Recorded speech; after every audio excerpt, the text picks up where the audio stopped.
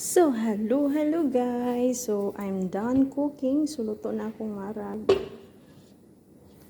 Dayon, ang kuan. Nasulog ng mantika.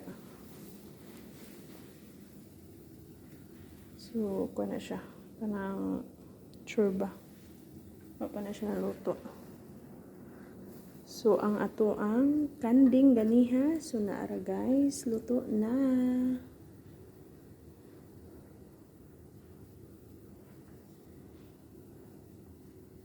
So, ato na siyang gipatong sa kuan kanang sa kanon nga gilunod.